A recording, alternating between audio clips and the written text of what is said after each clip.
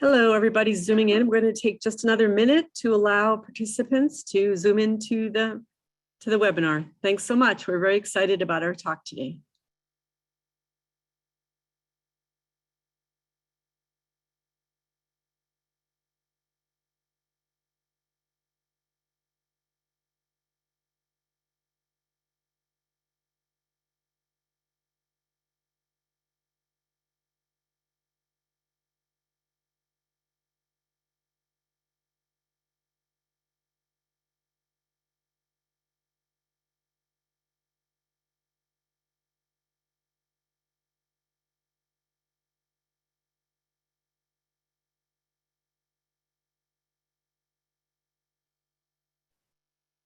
And let's get started as more people will continue to zoom in. We have such great attendance today because we have these two superstars, James Rojas and John Kamp, and we're delighted to begin. So thanks for joining us. I'm Lauren Kuby with the Stardust Center for Affordable Homes and the Family. And the Stardust Center here at ASU seeks to connect the dots among housing, health, food access, and transportation, even shade, to help craft regional integrated solutions leading to happy and healthy communities. It's my honor to introduce our moderator. She's our go-to moderator because she's so good at it. And her name is Deirdre Pfeiffer. She's the Associate Professor for the ASU School of Geographical Sciences and Urban Planning. And she's also a housing planning scholar with lots of expertise on housing as a cause and effect of growing social inequality and the role that housing planning takes in meeting the needs of diverse social groups. Deirdre, take it away. Thanks, Lauren. Well, I'm delighted to welcome our speakers today, James Rojas and John Kamp. So James Rojas is an urban planner, community activist, educator, and artist who runs the planning model building and community outreach practice Placeit. He is now an international expert in public engagement and has traveled around the US, Mexico, Canada, Europe, and even South America. John Kamp is an urban and landscape designer, facilitator, and licensed landscape contractor. Through his design practice, Prairie Forum, he has over 10 years of experience in the design and installation of irrigation-free landscapes, as well as writing and illustrating design guidelines. In their new book, Dream, Play, Build, they share their insights into building common ground and inviting active participation among diverse groups. Their approach, which is called Placeit, draws upon three methods: an interactive model building workshop, a pop-up, and a site exploration using our senses.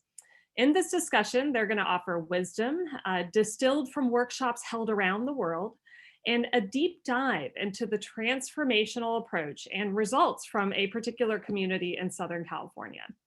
So before we begin, just a reminder to you, members of the audience, please enter your questions into the Q&A feature at any time, and Lauren will feed them to me and we'll get to as many of your questions as possible. And without further ado, I'm going to pass it on to John and James. Thanks, Deirdre.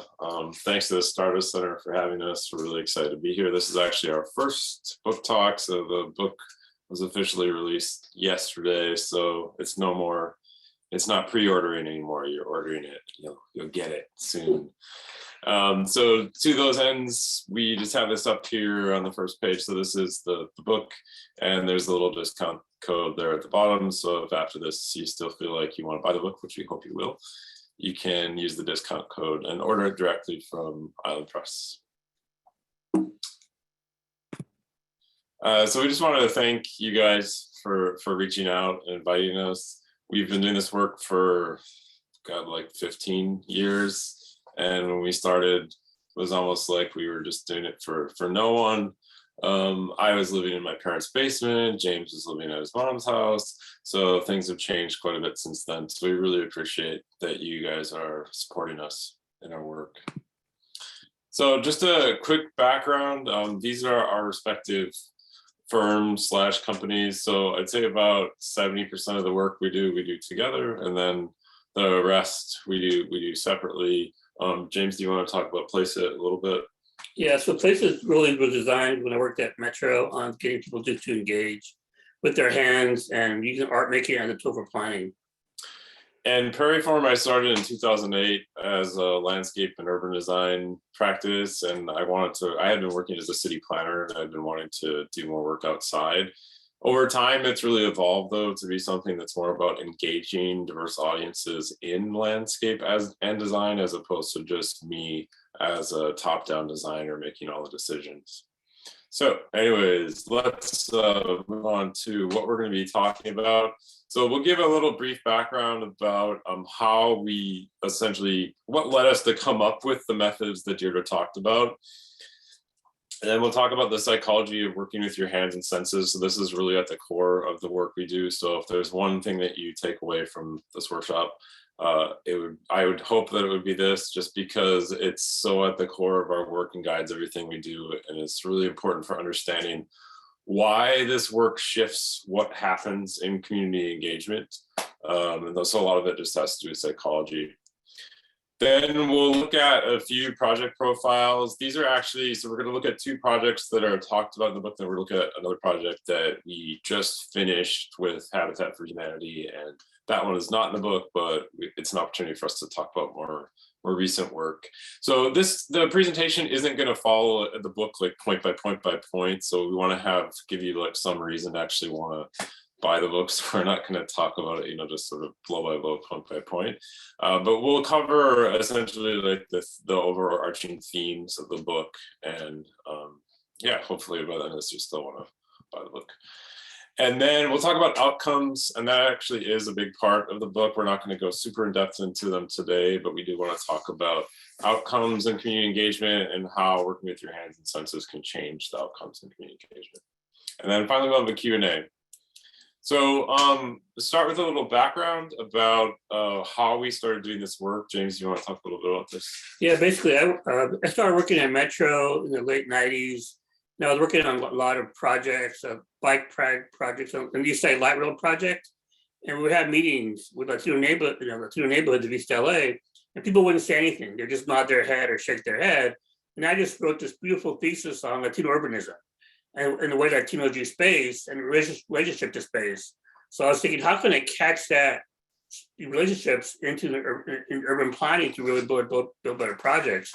And at the same time, they opened up an art gallery in downtown Los Angeles, working with artists. And I thought, how can me and the planner be like an artist and engage people, do their senses on their communities, so they can build happier, better places based on what they feel.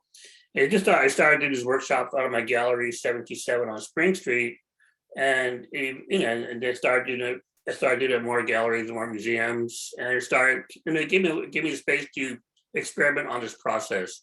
So then I started working with a lot of nonprofits that saw this as a really meaningful tool, for their constituents. You have a group of people that, how do you start to engage them and get them interested and passionate about and really promote self-determination in this process? And I've been working as a city planner and urban designer for the city of Los Angeles and had been experiencing the real drawbacks and downsides of community engagement in terms of how it was done. And actually the intro essay that I wrote for the book outlines or relays the tales of some real community engagement horror stories. They're kind of like, you can't believe that they actually happened, but then if you've been to a public meeting, you're like, oh yeah, I've seen that before. So I was also coming at this from, having worked on the inside and then thinking like, okay, how can we do things differently? There has to be a better way of doing community engagement. So as James said, since then we've done actually like thousands of workshops, sensory-based walking tours. We do things called weed walkabout, pop-up models, public space prototyping events, which we're going to talk about later in the presentation. So let's talk about the psychology of engaging people through their hands and senses. So at the core of what we do, in any kind of engagement work we do, it's always going to be with the hands and senses. So in a typical community engagement setting, people are engaged through talking, and that fires up a very particular part of our brains. It's loosely speaking, the talking brain is the prefrontal cortex. And that part of our brains really keeps us focused on needs for survival. It keeps us focused on the here and now. So this is in part why when at community meetings, when you ask people point blank what they want, they'll say they want something like this in the photo. And so it really makes you selfish. So this is like selfish you talking. And it also means that people tend to focus on the negatives when they're engaged through talking and community engagement. So they say things like they want more parking. So what do you want in your community? Well, I want something like this. Or you want something like this, you want less traffic, you want a freeway with no cars on it. And then of course people will say they don't want any density. So one of the real problems with this is then if you just like write down everything that people are saying, you walk away from the community meeting thinking this is all people care about. They only care about parking, less traffic, and no density. The other issue too is that talking really favors a certain kind of person who has kind of the guts to talk in front of a group. Public speaking is something that most people are afraid of, and that's actually very normal. A lot of it just has to do with the fact that back in the day when we lived in caves and we were out in the wild, if something was staring at you, that meant that it wanted to eat you or it wanted to kill you. So when you're standing up in front of a group of people, this kind of instinctive reaction we have where we feel like, oh, I don't like this, is that really it's all these people who are just staring at you. Now, some people like the guy in this photo are perfectly fine with that, but like a lot of people aren't. So then what you end up doing is narrowing the number of people who are actually speaking at these meetings even further. So it skews the outcomes. So what we try to do is get people out of this survival mode and get them out of this negative headspace so they can be expansive with their thinking. So this is why we work with our hands and senses and we engage people with their hands and senses, because we fire up a completely different part of our brains. So we're not firing up the executive office of our brains, we're firing up the creative part of our brains. And then what happens is that we can sink into a state of play, and we can actually be forward thinking, aspirational, and we can work with other people. So when we just talk, we tend to kind of compete with each other about our ideas in the public meeting setting. But in this setting, people are able to work together because a completely different part of their brains is fired up. And then the great thing too about this is we can tap into people's core values. So when we use just talking, we're going to walk away thinking the core values of the community are lots of parking and no traffic and no density. But then when you work with your hands and your senses, you have everyone work with their hands and senses, you see that the core values of the community are much deeper and broader than that. We also, we put this slide up, equity without saying equity. So the method itself really levels the playing field. So we don't use the word equity in our work. It's that because we're working with our hands and senses and because we're using found objects, anyone can do it. So it just by default levels the playing field and makes the process more equitable. So we're going to talk about 3 projects right now to give you a sense of how we apply these methods to the actual physical space. So the first one we're going to talk about is the California Bike Ped Underpass, which is in Palo Alto. What we were trying to do is generate creative solutions to a shared bike ped space in Palo Alto where there had actually been a lot of conflict between bicyclists and pedestrians. So the conflict was really between younger users of the space who tend to be to ride their bikes through the tunnel, and older users of the space who tend to walk. That's not 100%. It's not like there's a complete split, but that's generally how it was playing out in the space. And over 50% of Palo Alto students bike to school. So it's kind of like a little mini Copenhagen over there.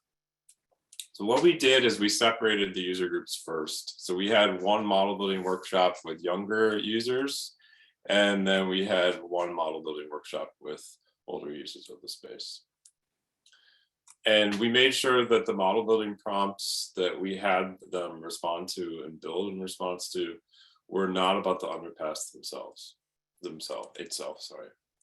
So what we did is we had people build models of their first memory of a mobility experience, and then we had them work in teams to build models of a shared bike ped space, but it wasn't about the actual underpass itself.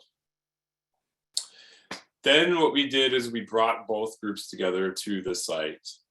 And we started actually by going over the shared values that had emerged from the previous workshops, just to show everyone, look, there are all these values that we share. So if you're a bicyclist, doesn't matter if you're a bicyclist or a pedestrian, or if you do both, there are still these values that we have in common. So we wanted to be able to establish this baseline set of values first. And then what we did is we explored the underpass itself with our senses. So we had people find a place in the underpass that they like and hang out there for a little bit. And then we went from person to person and had them talk about why they liked that spot within the underpass. So this is one of the participants talking about his spot that he had chosen. And then, only then did we actually build models of the underpass itself. So we had people in mixed age groups and they collaborated and redesigned the underpass. And the cool thing is that there wasn't any conflict and there was collaboration and some really cool creative ideas emerged. And the planner, one of the planners from the city of Palo Alto, was totally shocked because the public meetings before this had been so contentious and they'd really been dominated by a certain set of folks who were kind of like the pillars of knowledge or saw themselves as the pillars of knowledge of the community. And by the end of this process, everyone was really on the same page. And as you can see here, they were able to work together and collaborate. All right, I'm going to hand it over to James to talk about this project. Yes, this is actually a Phoenix-based project, and in 2013, I was asked to go to Phoenix to do a workshop for the Ability360 Center because the city had just built the center for recreation for disability communities, and across the street was a light rail line, the one that runs from downtown Phoenix to Tempe, I think, and but there was no stop at the center, so people wanted to. So people wanted to get there, but they had to and most people with disabilities take light rail or public transportation, but the stations were an hour to it. We're really far away from the actual center. So we did a workshop there where we asked everybody to build their ideal station based on their disability. So we had all kinds of people talking about, their disabilities and how do you take your struggle and find a solution for that struggle? And how do you build it in a three-dimensional model that we all can share with each other to kind of create this kind of voice? So we did that. Everybody built their ideal station, and then they presented to each other, and we kind of figured out what a shade and and sound and all those things are really important to them. And then we then for 5 years, this group just they lobbied the Valley Transit Authority, the mayor, to get the station built. In 2016, they broke ground, and now they have a beautiful station. And you can see some of their ideas about shade and lighting and water and all the sound as part of station design. But they were the ones that kind of drove this whole process forward. It wasn't the planners, it was them. And I think that's one of the important parts about getting people to to find their own solutions, because then they drive it forward. Because far too often the planner does the solutions for the community, and therefore if it doesn't happen, the community brings the planner forward. But this way, the participants can really be active in this kind of stuff. So now the people here have a degree of independence that they didn't have before, based on the station. And then we're talking about another project Sean just made. So this is a project that we did with Habitat for Humanity of Greater Los Angeles. And we were approached, so this was kind of at the peak of the pandemic, and we were approached by Habitat for Humanity about developing a series of online engagement activities for a lower income neighborhood in North Long Beach. So this is when we had to really shift gears and see if we could translate these hands-on sensory-based methods into an online format. So James and I put our heads together and came up with a whole bunch of different kind of tools and approaches that we might be able to try out. So what we did is translated them into a virtual format, and we also trained the residents in advocating for their planning ideas and engaging with the planning process. So for example, with this one here, what we did is we created a virtual walking tour. So we what we do is sensory-based walking tours in non-pandemic times in person, where we have people explore their surroundings using their senses, like we did in the California Avenue underpass in Palo Alto. What we did here is we had people take videos of themselves at their favorite place in the neighborhood. So this is one of the participants, and she took a video of herself on a really wide sidewalk that she loves, where a lot of people walk and run and jog, and everyone says hello to each other. So they took videos of themselves at these places. They talked about why they love these places. Then we spliced the videos together into a virtual walking tour. And then we went on the tour, so to speak, over Zooms. We watched the walking tour. And then after that, we had people work at home and use found objects from home to build their ideal neighborhood. So the sensory exercise and even the watching of that tour was enough to get people into this sensing and creative states. Then they could generate creative ideas for their neighborhood. And it was really important, like I was talking earlier about advocacy. This is something we've been wanting to do for a long time, is to teach everyday citizens how to navigate the planning process. So we come up with all of these great creative ideas. What do we do with them? Where do we go with these? And so part of what we did was train people in planning advocacy, so that they had some sense of the different planning avenues for change that they could use to help realize their visions for their neighborhood. So this is on the right-hand side, you can see the list of the different, we call them planning avenues for change that we explored. I think the biggest takeaway that we wanted people to leave with from the training was that, counter to what we think, and we talk about this in the book, when we're trying to affect change in our communities with physical form, and just affecting change in general in our neighborhoods, it's a lot of times not super effective to go directly to the planning department, even though we think that that's where we should go. Planners in and of themselves don't have a lot of power. They're really constrained by protocol, by bureaucracy, by the culture of the bureaucracy, and so on and so forth. So we wanted to show them that there are all these different ways that you can engage in affecting change in your community that are probably more effective than going directly to the planning department. So one thing that emerged from the model building workshops that we did with them, so these in the photos are models that people built at home of ideal spaces and places in their community. And one thing that emerged is that people really wanted to see a plaza in their neighborhood. And so there was a real site in the neighborhood where people thought a plaza could actually happen. It was sort of a semi-blocked off street, but not blocked off enough so that cars couldn't drive through. And so these are actually models that people built of their ideal plaza in the neighborhood. And then we applied for a grant to fund a life-size model building event. So the residents could actually test out all their ideas in real time and space. So we got furniture, we got plants, we got trees donated by the city, you got rugs, as you can see here. And then folks could come to this event, which we held on a Saturday, and could move these items around the space and design the plaza of their dreams and see if the ideas that they had come up with in their models actually worked in real time and space. We also mocked up connections to the plaza, so crossing from one side of the street to the other. So we put in these cool, colorful crosswalks, temporary crosswalks, and bulb outs so people could see how the connections would work if we were able to improve them a little bit more. We documented the whole thing, and then we actually trained the participants who had been through the previous process. We trained them in leading their own model building workshops. So this is one of the participants leading a pop-up, or she's built a pop-up model, and then she's leading a workshop with her neighbors.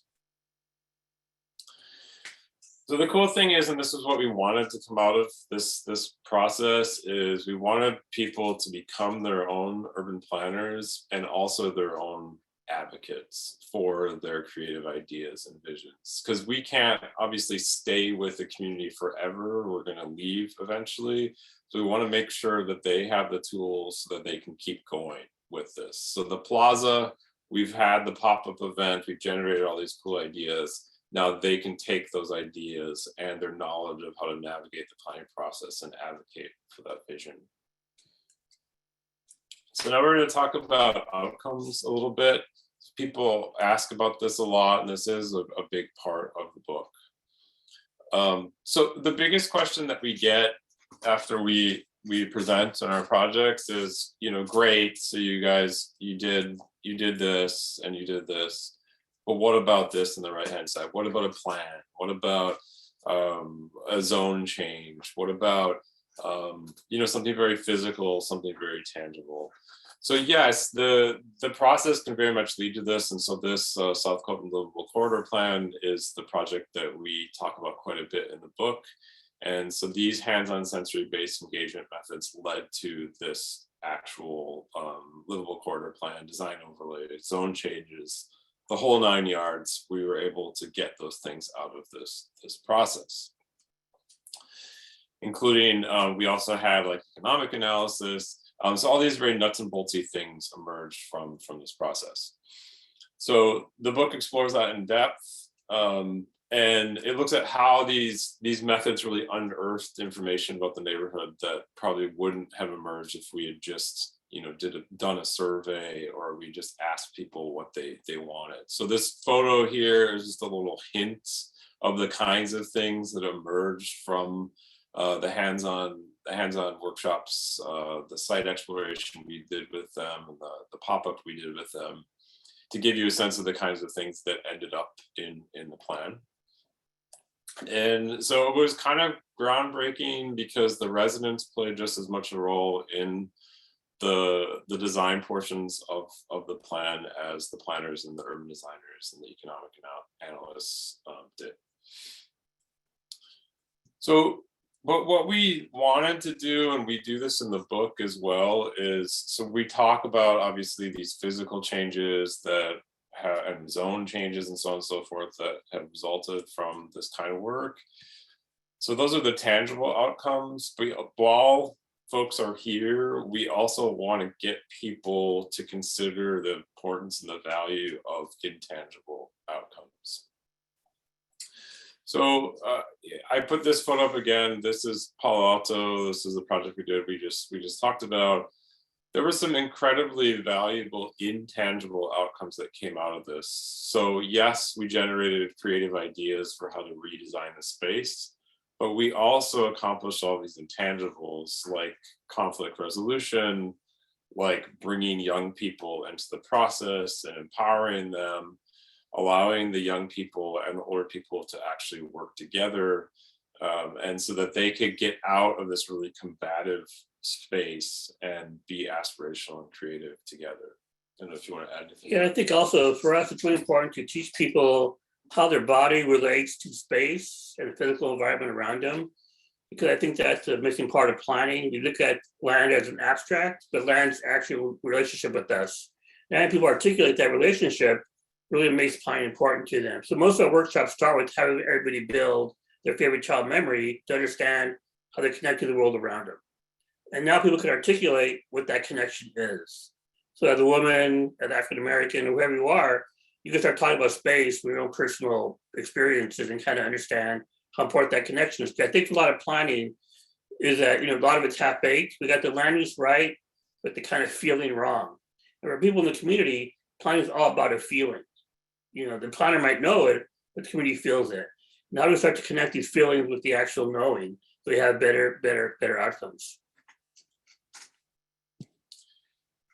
And another thing too, as we explore this further in the book, is how to measure outcomes. So measuring tangible outcomes, I don't know if I go so far as to say it's straightforward, but it's easier. But how do you measure these kinds of intangibles? So we offer up ideas for how to measure these intangibles that have real value, so that maybe you could demonstrate, like, let's say you're trying to pitch doing community engagement in a different way. You can say, look, here are these really important outcomes that came out of this different way of doing community engagement that we did.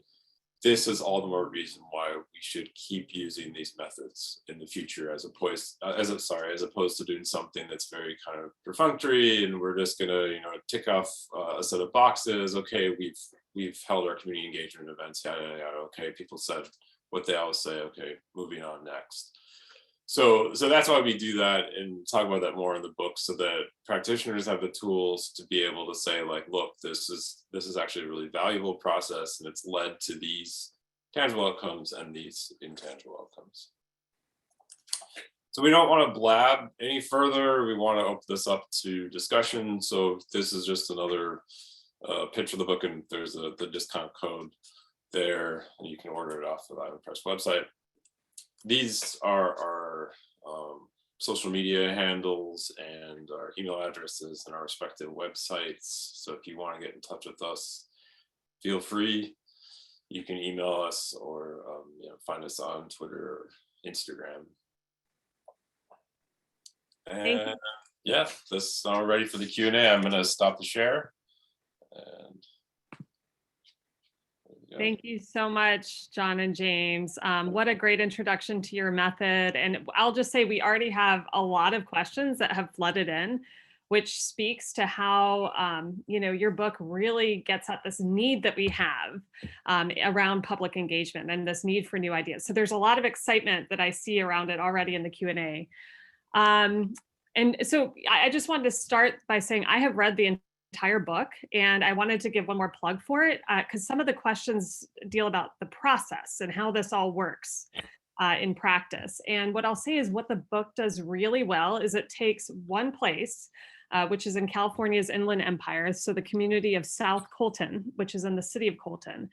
And James and John really work, hold your hand through that entire process, from conceiving of this project to seeing it through with their methods to implementing, some of the tangibles and intangibles that come out of it. So I highly recommend checking out the book, those of you who are interested in how to apply this in practice. So to start, before we get into the questions from the Q&A from our audience, and just a reminder to audience members to please continue submitting your questions, and we'll get to as many of those as we can. I just wanted to take advantage of the opportunity to ask you one question that was top of my mind as I was reading this book. So you just told us about the kind of tangible and intangible outcomes of your process. This process of sensory engagement, it seems like it's a means to this ends of discovering people's values related to their environments. Mm-hmm. And so you've led these processes in so many different places across different demographic groups, communities with different demographics. And I was curious, have you found that there are common values that, tend to be expressed coming out of this process? How much do people's values related to their environment vary depending on place, culture, political affiliation, demographics, and so forth? Yeah, good question. Go yeah. ahead. Well, I think so we always start off by having people build their favorite child memory at the kind of starting point, because you might have people from all backgrounds, an immigrant been here only for 1 year, someone's been here, born and raised here. So we started doing this as an icebreaker to get people feel comfortable. But you realize that everybody has these kind of core values as children. It's all most of their memories are always outdoors, in nature, around other people, around feeling safe, around curiosity, about being with other people. And when I tell people, especially people that don't understand planning at all, can't read a map, I tell them, this is your DNA for city planning. You're gonna look for this happy moment the rest of your life. That's why we have Christmas every year, Thanksgiving and Halloween, because these memories become embedded in us.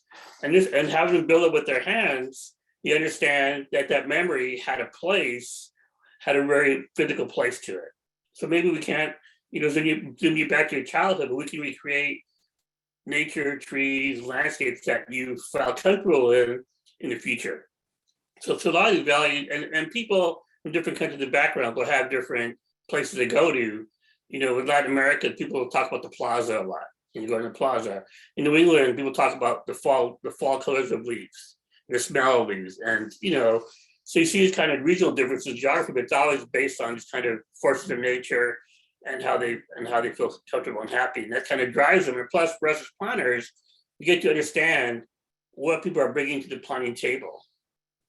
Like their idea of a river might be a river in the Caribbean or in Latin America versus a river in the Southwest. So then we start to have discussions about, what does it mean to have these kind of words and what they mean to people. Yeah, and I mean, I'll add to that. It's a really good question, and it speaks not to like toot our own horns, but it speaks to the value of the methods, because what ends up emerging, regardless of where people are from or where they live, is a set of core values that everyone shares. So like James is saying, nature, being outside, discovery, exploration, these are things that really transcend culture, transcend geography. One of the things when we do these workshops on a thematic level, we do workshops that are about transportation in particular. Those are some of the most striking ones to me, because what people end up building and the values they have vis-a-vis transportation and getting around have nothing to do with what our transportation infrastructure looks like. So I think there's this default assumption in the US, and for people who aren't from the US, they think, well, everyone's an individual here, it's an individualistic culture, so we have the infrastructure that reflects the culture. So we have all these cars and we have freeways and yada yada. But when people build their memories of mobility experiences and they build their ideal transportation systems together, they build something that looks nothing like what we have. They build experiences, they build walking, they build connected communities. And I was talking to someone in San Francisco about this, and his instantaneous reaction was like, well, that must just be people in places like San Francisco and these walkable cities. And I was like, no, it's not. It's people who live in, doesn't matter what environment they live in, these are all things that they want. So in some ways it's heartening, but it's also, it can be a little bit frustrating, because we're like, God, we have all this horrible infrastructure that people at the end of the day don't really want. So anyways. Yeah, really interesting to hear about some of these commonalities that seem to transcend place, even though their particulars may vary around being outside, places, wanting places that allow for exploration, walking, connections, with the communities. Okay, well, now what I'm going to do is to transition to our audience questions, because we have a lot of them. So they're fairly wide ranging, but to start, we had a set of questions around adapting your process to the virtual format. And I know you all gave us a little insight into that based on the Habitat for Humanity work that you've been doing, but I just wanted to provide you another opportunity to tell us about additional ideas you have around virtual engagement with your process, that either you're experimenting with or you think could work into the future, or even lessons learned from the Habitat for Humanity process. Yeah, well, I think it's been really exciting working in the virtual world, because at first I was very apprehensive. I just like the hands-on, but we just had to do it, and we did it. But what it uncovers is people's lives based on attachments and memories. Because you're people's homes, they're building with objects that either hold a memory or convey a memory. And they realize that their safe space is about memories and belonging. So now, how do you bring that kind of safe space out to the public realm?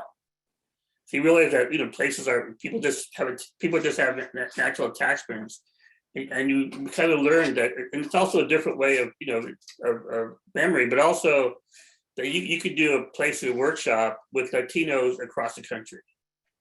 You're not physically constrained to a room, but you can do it virtually. So you can have these kind of broad discussions about where Latinos facing across the U.S.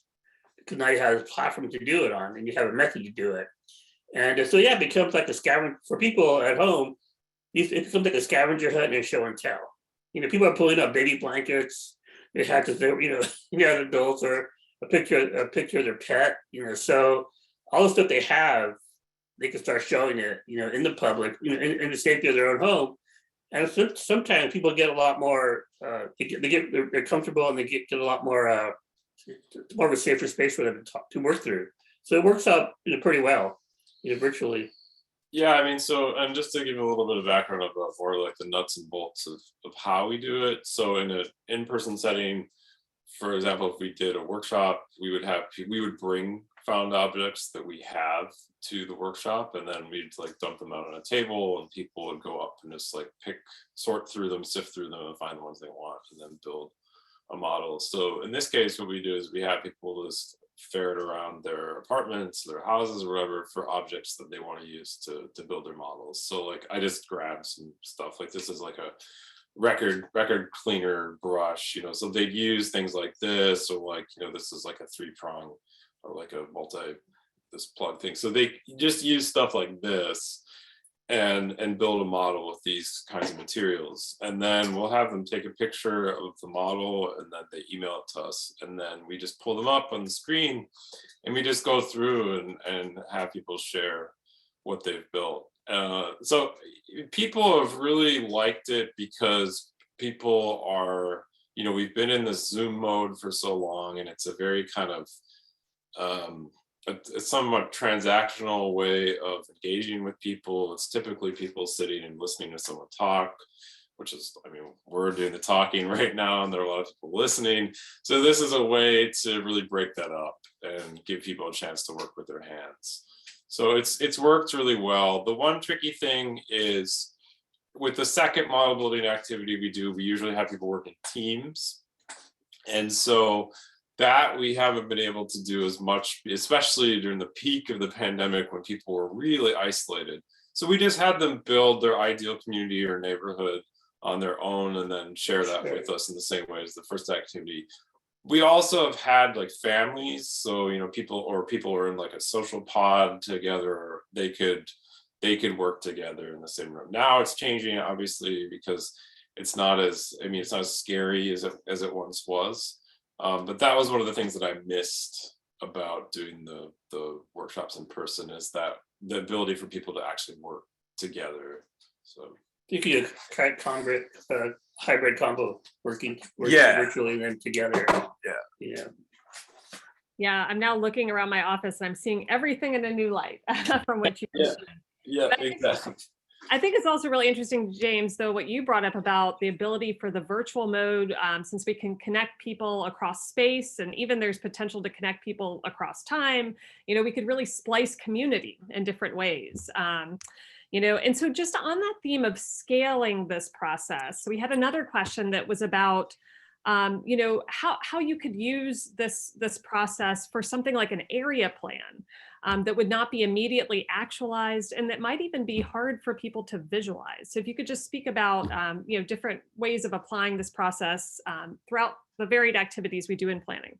Yeah, so that's definitely something that we explore in the book. And I'm not just going to be like, read the book. I'm not going to give you the answer, but I do want to just like reiterate that's a core, and you talked about that, Deirdre, as well. That's a core part of the book. We get this question all the time. This sort of like, okay, well, a one-off event I get, but what about if you're doing a specific plan or an area plan or something like that? So the methods really lend themselves to that process. There's no reason why you can't do it, and we do it.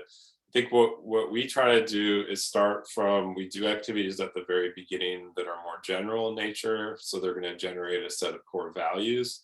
And then we shift over to doing things like pop-up models and doing things like site explorations using our senses, so we can sort of drill down into the specifics. So if there are like specific areas that emerge from the initial set of hands-on workshops, like shade, for example. So in South Colton, the project that we talk about, then the story we tell in the book about that process, shade and trees were something that emerged very early on.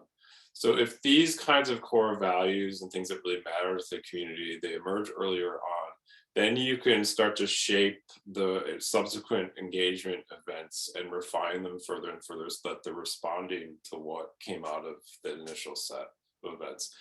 And then the other thing too, and we talk about this in the book as well, is that then you have this conversation between the engagement events and the other kind of nuts and boltsy things that are going on with the planning process. So market analysis, for example, the community engagement and the things that emerge can inform the market analysis and vice versa. So if they're saying that they want something like live, work, artisan spaces, which was something that emerged from the early engagement events we did and the walking tour we did, then the market analysis can look at that. Okay, what's going to have to happen to make that a reality? So it's all well and good if people say, yes, we want like spaces for artisans. We're going to turn this street into this kind of maker street. That's great. But then there are these market realities at play.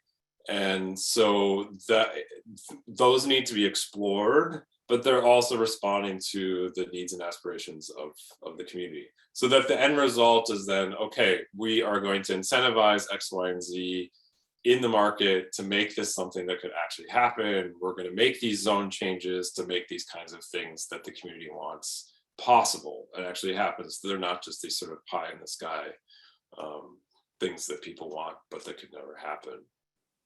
In fact, for Long Beach, that was actually, they hired us to work on zoning. Yeah. Because the city was gonna go through a whole zone change.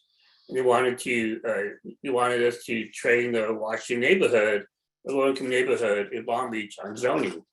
So a lot of it was just really having them, they tell, especially Latinos, that you gotta tell your story in planning. You know, don't worry about the nuts and bolts of reading a map. Just tell your story. You know, because that's where it all starts. You know, and let the planner figure out how to design, how to zone for a plaza or zone for whatever you want. But I think it's getting people just to tell their story in the first phase and kind of how a place feels, and then as the first step for planning, then they can build off of that.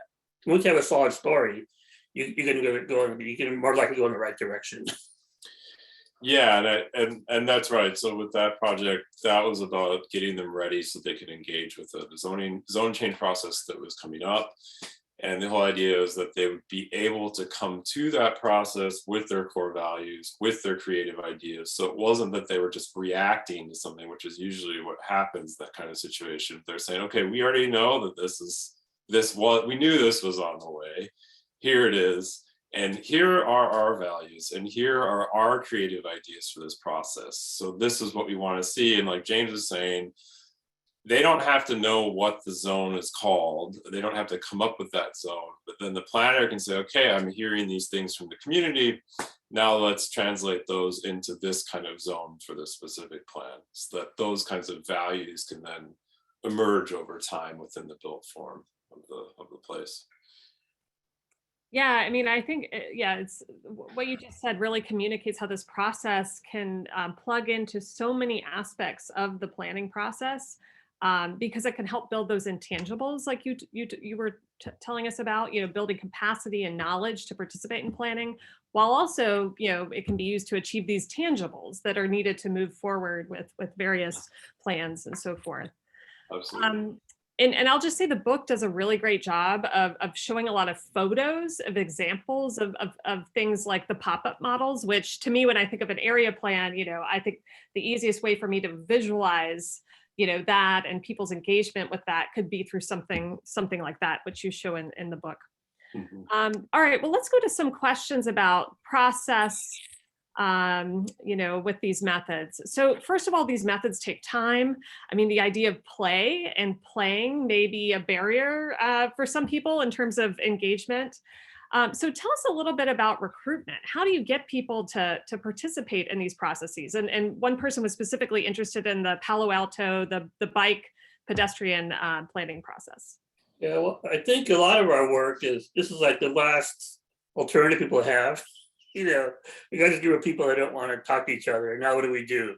We have a group of people that don't speak English. What do we do? So a lot of our work starts from that end, right? There's a definite need to get people engaged, you know, and so they want to experiment. You know, they want to really, and people, you know, like some people see value in what we do, and they say, "Oh yeah, I get this. Let's do it," and we do it. You know, other people, other folks, the more, you know, traditional planner will say, well, why should we do this? So I think it's kind of, you know, you're reacting to people's different values and what they see a need in. You know, I think most of our clients have been women, you know, for most of our workshops, people of color, if you see a need in this kind of process that really fulfills them as people, and it's their way of talking to the public, you know, and getting people engaged.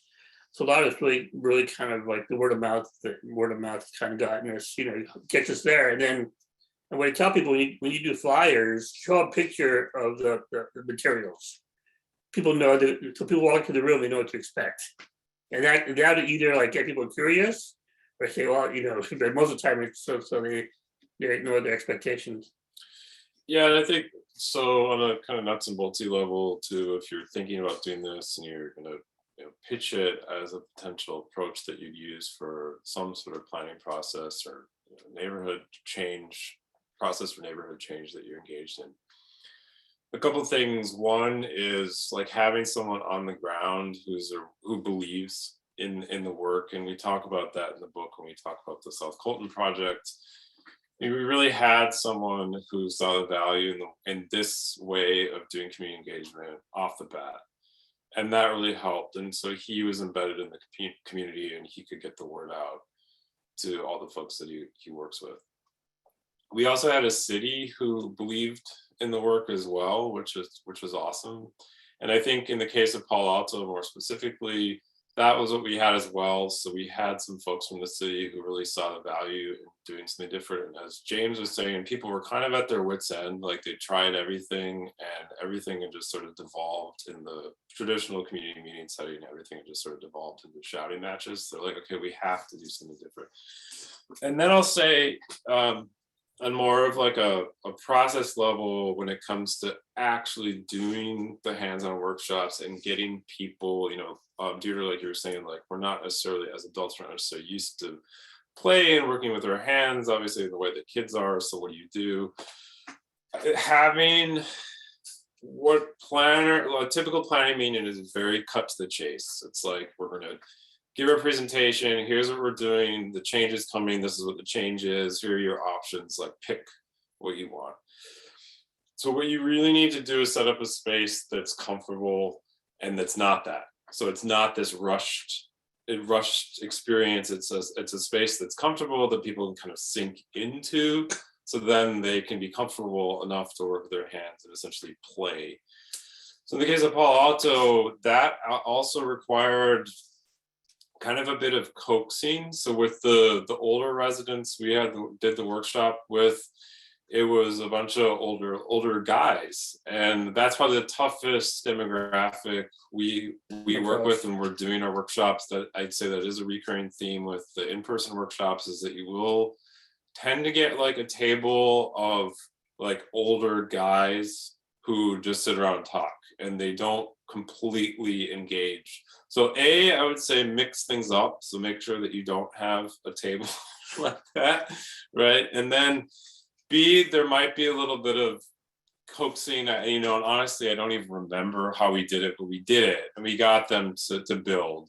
It was sort of like, I think we actually had to start like building with them. And then once they got into it, they were into it. And one guy, he built it was hilarious, the model he built. His memory of a mobility experience was walking through sandstorms in New Mexico, walking to school and walking in sandstorms. And then for Christmas, his grandmother bought him ski goggles so that he didn't have to walk backwards, he could walk forwards.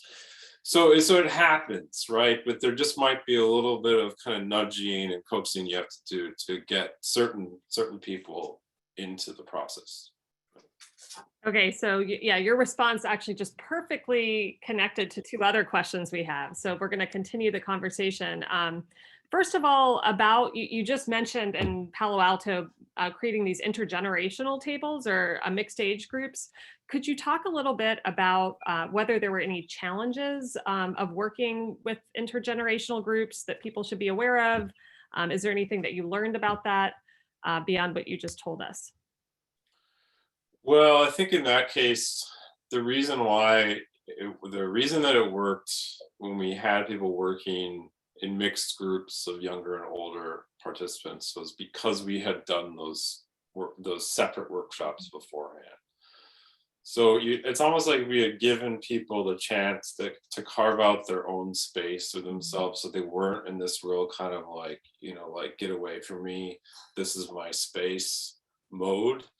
They could be in their own comfortable space. So that goes for the younger users of the space and the older users. So then when we brought them together and we talked about the core values that had emerged and people saw those values, okay, that was step one. So we were able to get people on the same page, but we still didn't go right into like, all right, let's talk about the underpass. In fact, we never talked about it, we just built it. But then from there, we did the sensory-based exercise where we went into the underpass and we had people use their senses to explore the space. And we talk about this more in the book, but getting people into that sensing state is another way of getting them out of this survival mode and getting them out of that combative mode that they might be in. So then when they emerge literally from this tunnel, this underpass, they're able to sit down and build. Yeah, and I think also one of the great things about intergenerational stuff is that you can bring families together, especially Latino families, the kids and the parents all working together to build their ideal community. And the parents and the kids learn from each other. I did a workshop one time in Oregon, and the mother talked about being a kid, being a girl in Mexico City. And she would make brace necklaces out of rose petals and sell on the street. Her daughter loves roses. She built a garden. So now you have this connection between parents, because we usually don't ask our parents what their favorite child memory, but this kind of opens that up for that discussion, and it really helps parents and kids bond with each other, because now we know exactly, and I think for a lot of immigrants, they like seeing their children being civic and part of this whole, civic discussion of the community. Yeah, in fact, during the pandemic, we actually did a model building workshop with my family. So we did it over Zoom, and it was my parents and I think my aunts and my sister and her husband and us. And we learned all this stuff about each other that we didn't know. I didn't know what my parents' favorite childhood memories were. So it's a worthwhile activity to do, just with your family. So anyways. Yeah, so many applications of this. Also interesting to hear about that intangible outcome of building relationships intergenerationally within families, that knowledge sharing. Exactly. So we have time for one more question, and I'll just say we have so many more questions. So those of you, if we haven't gotten to your question today, I highly encourage you to email James and John, and you all could correspond outside of this session. But so the last question relates to something that you said in response previously, which was about the importance of having advocates in the community, community members who can champion this process. And to me, that relates to this theme of trust and how trust factors in. And so I'd like to give you the opportunity to end by just telling us a little bit more about that. How much do you think trust plays in the success of your process? I think trust is critical, and I think so people need to have, people might not trust employees. Most people we work with are marginalized people who don't trust anybody. They don't trust government, for one thing. So having to build that trust is really critical to this whole process. So having people start with their childhood memories as who they are, you start that trust building process, because then you create empathy, because everybody's story becomes everybody else's story. So now you have this kind of trust building activity that starts to build the bridges. You can be an immigrant, you can be a local, so now you start to build that trust, which I think is important, people to start to collaborate. So now they see who they are as people. And that's a really critical part about, how to, so you want people to trust each other at the starting point of this planning process. Yeah, and I was thinking about it, it's kind of like on a micro level, the trust emerges. What I'm thinking about is the trust that emerges vis-a-vis the community and the city, the community and municipality. There's a lot of, we're living in a very low trust in government age. And so I think that this process, I know this process improves trust on a micro level. So when you do the workshops, I'm thinking about South Colton, here's this community, and this is a community we talk about in the book. We tell the story of, here's a community that's been very overlooked for years. It's been physically separated from the rest of the city for years. There's just there's a lack of trust between them and the city. So the workshop, even the fact that you're just doing a model building workshop and not giving a PowerPoint and then seeing if there are questions, is going to generate some level of trust, because it's saying to them, we are interested in what your values are, what your stories are, what your memories are. So that sets the tone for the process. Then on a more macro level with the trust, I think once the final plan emerges, or the design or the library, we interview someone we work with, Margaret Sullivan. She uses this process, so she designs libraries. And she talks about this a lot, about how it's not that people need to see every single one of their ideas emerge from the plan or in the library or whatever, but it's they see their values reflected in the plan or the design or the drawing. And that's another way of improving trust between the planners, between the city and the community. And then, building off of this theme of outcomes and intangible outcomes, this is an incredibly valuable intangible outcome. And when I'm talking about this work with planners, I say, look, this is going to make your life better too, because you're going to have people who you can work with more easily because they trust you. And they're giving you ideas that are creative and useful, and not just the same usual suspect set of, we want more parking, we want less density, we don't want any traffic, because those are the kinds of things that then make planners and people who do public engagement just think like, why do we do this? It's a waste of time. So then suddenly you're like, okay, community engagement is good. I like this. This is generating useful outcomes for everyone, one of which being trust. Yeah, and this is a super important outcome for our time, right? So we are, speaking of time, we are at time. So Lauren just placed a link to buy your book at our local Changing Hands bookstore. Awesome. I want to thank you so much, John and James. Look forward to continuing the conversation with you. And thanks all to our attendees and for your very insightful questions. Thanks Bye, for coming. everyone. Yeah, Thank you. see you later. Bye. Thank you.